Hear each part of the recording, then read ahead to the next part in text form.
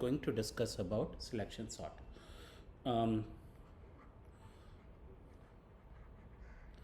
so what exactly is selection sort? In order to explain selection sort, let me take example of an array of elements, right? So the array of elements is initially unsorted. The first element is 7, the second element is say 2, the third element is 6, the fourth element is 9, and the fifth element is say 4. Okay, now we want to sort it. In order to sort it using selection sort, this is what we will do. In the first pass, what we will do is we will basically um, select the maximum element in the array and arrange it, swap it with the last element present at the last index of the array.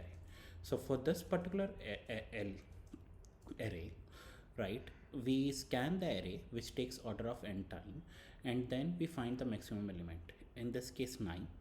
So the initial array is 7 2 6 9 4.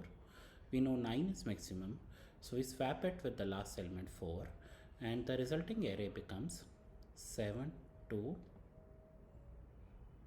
6 4 9. Now in the second pass, what we do is we basically select the maximum in the unsorted portion of the array, which is 7 to 6 4. So for the second pass, the array is this. In the unsorted portion, we select the maximum element, which is 7, and swap it with the last element in the unsorted portion, which is 4, and the resultant array as such becomes 4 2 6 7 and 9. Okay, now in the third pass, what we do is pass 3, sorry. In the third pass, we have this as the input array. Now what we do is we basically select so this is already sorted. In the sorted portion of the array, we pick the maximum element, which is 6, and swap it with the last index in the sorted portion, which is the same index in which 6 is present. So the array remains as it is: 4 2 6 7 9. In the very last part, which is the fourth pass,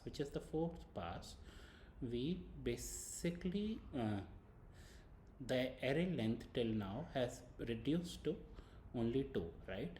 So in this pass, the unsorted portion is only this much big. Okay, in the unsorted portion now, 4 is the maximum element, so we swap 4 with the last index in the sorted portion, which is the index 1, right? So we swap the elements 2 and 4, and the resultant array becomes 2 4 6 7 9. This resultant array is now sorted. So in this particular example, we have used selection sort. So sort an array, unsorted array of index. This was initially unsorted, right? We have used selection sort to sort an initially unsorted array to and converted it to a sorted array, right? So how can you define selection sort? Selection sort can be defined as an assorting technique in which you selectively at any point select the maximum element remaining in the remaining unsorted portion of the array and swap it with the element present at the last index in the unsorted portion, thereby reducing size of the unsorted portion and increasing size of the sorted portion. Now let us try to code it. Before we start coding selection sort, let us first discuss again what exactly is selection sort. Any step of selection sort, we basically are picking maximum element, max element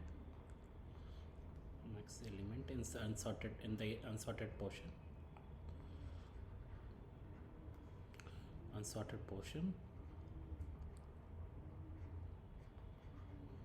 portion and swapping it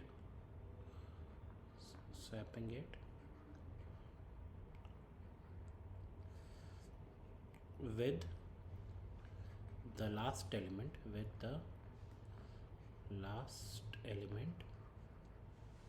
in the unsorted portion.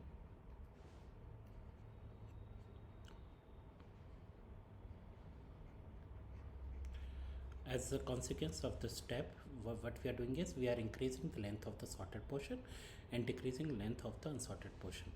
We keep on doing that till the length of the unsorted portion is 1, in which case the whole array is sorted. Doing that till length of the unsorted portion is 1.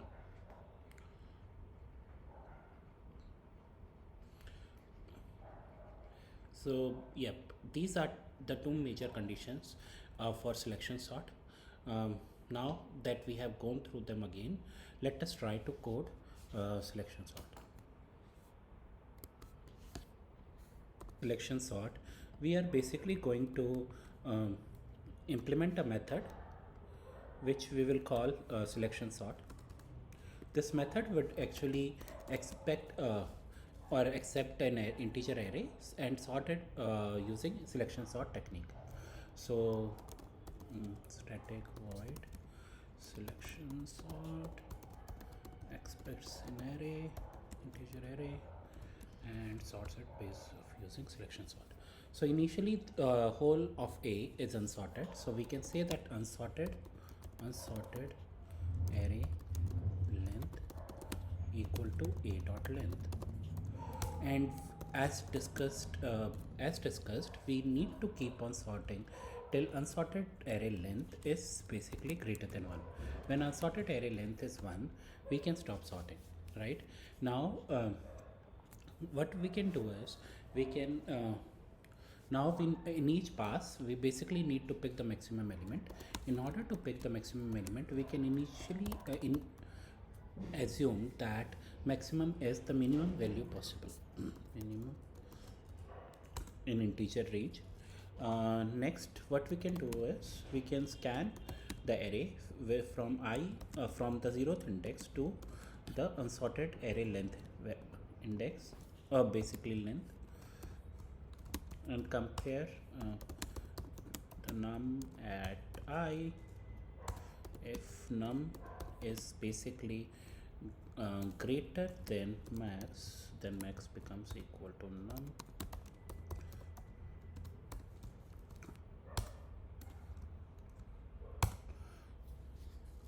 So what this loop here does is it basically gets us the maximum element in the unsorted portion of the array. Next, we need to swap and we also need to keep the index basically of the unsorted portion. So integer index equal to -1. Let us say if index equal to I. Right now we need to swap the element at index with the element at index unsorted array length -1, which is the last index in the unsorted portion of the array, right? So we swap the two. How do we swap it? We basically say A of index equal to A of unsorted portion length -1, and A of unsorted portion length -1 is, this should now be the maximum, right? And we decrease the unsorted array length, because what happened with this swap is unsorted array length decreased by 1 and sorted array length increased by 1, right?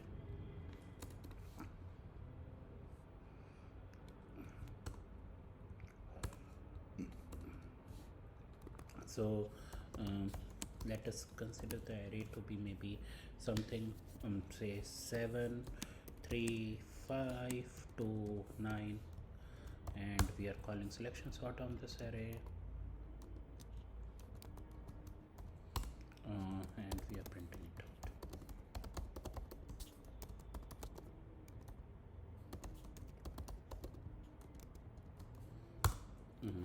Okay, now because we are using arrays, we need to import utils.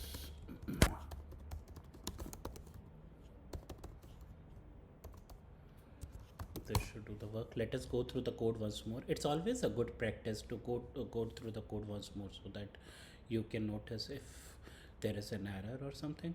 So initially the whole array is unsorted. Unsorted array length is a dot length, while unsorted array length is greater than 1, which means that there is more than one element in the unsorted portion of the array. We basically find the maximum element. So this portion of the code tries to find the maximum element, and basically what happens is this gives us the maximum element, and also its index, and after that we basically swap the element at the maximum element with the last element in the unsorted portion of the array, and unsorted portion length decreases, sorted portion length increases, and this should be fine. Let us try to code it. So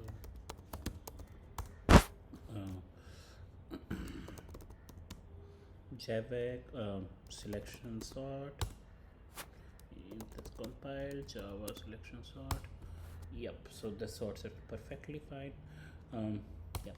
So now let us try to analyze complexity of the selection sort. So let us see which all loops are there. One is the while loop and one is the for loop, right? How many times what do you think will it enter the while loop? Basically initially the unsorted array length is n, and eventually we keep on entering the while loop till the length is greater than 1, so it enters n minus 1 times. Okay, and in each of this entrance, basically what happens is I changes from 0 to unsorted array length, which is say it will initially be n n times, then it will be n minus of 1 times, and so on. Okay, till basically it will reach 2 in. So this is the time complexity. In calculating this, we have already accommodated this, because for each of the entry inside the while loop, it basically, for the first entry it takes n time, n minus 1 time, and so on. So this has already taken into accommodation this one, and hence the time complexity. Do you see any other loop here? No. So hence the time complexity is order of n square, right? You would already know the formula for this, which is n into n minus 1 by 2, right? Which is actually order of n square. Okay, what happens in the best case? In even if you see here, we actually did not take into account anything related to whether the so if even if it is best case, in say the array is already sorted or something, still we will have these many comparisons only, because that doesn't change the unsorted array length. Unsorted array length decreases by 1 every time, right? And every time we enter while loop, we go through the unsorted array length time, right? So hence that even in the best case, the complexity remains same, which is order of n square. What about the space complexity? Space complexity is because of this variable defined here, this variable defined here, this one, and this one. So there are 4 variables defined, hence the space complexity is constant. So in case of selection sort, we can say that the let us say time and space. Okay, the best and time best worst time complexities are both order n square, and the space complexity is order of 1. So as such, if you would see selection sort, because it gives a time complexity of order of n square, is not one of the best sorting algorithms out there, and hence is relatively rarely used. That's it for today, my friends. Let us join in next class to learn more about quicksort. Thank you.